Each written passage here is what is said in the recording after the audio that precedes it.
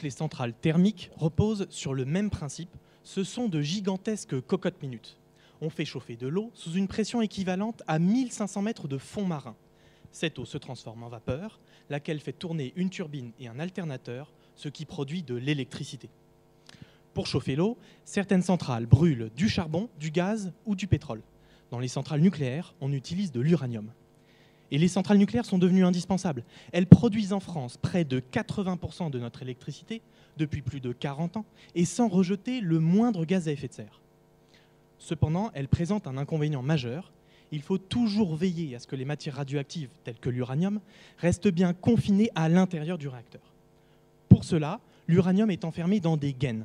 Ce sont des tubes creux d'environ 1 cm de diamètre, de 4 mètres de longueur, constitués presque exclusivement de zirconium. Et vous connaissez tous le zirconium. Avec des silicates de zirconium, que l'on appelle zircon, on peut fabriquer des bijoux semblables à des diamants et beaucoup moins chers. Mais le zirconium cache bien son jeu. À première vue, c'est un élève modèle grâce à sa géométrie. Alors vous pensez peut-être que la géométrie ne sert qu'à embêter des élèves de collège. Eh bien pas du tout. Les atomes de zirconium s'empilent comme des oranges sur un marché en formant des plans hexagonaux. Et avec cette structure très compacte, le zirconium résiste à tout, aux réactions nucléaires, à la corrosion, ainsi qu'aux fortes pressions qu'il subit. Rappelez-vous, une pression équivalente à 1500 mètres de fond marin. La gaine va parfaitement confiner l'uranium, bien qu'elle reste 10 ans en réacteur et que son épaisseur est d'à peine un demi-millimètre. En revanche, si la température du réacteur augmente un tout petit peu trop, il se produit ce que l'on appelle une transformation de phase. C'est encore une question de géométrie. Les atomes de zirconium ne formeront plus de plans hexagonaux. La gaine va alors s'oxyder, c'est-à-dire rouiller, et l'oxyde de zirconium est aussi cassant que du verre. La gaine va même finir par se rompre.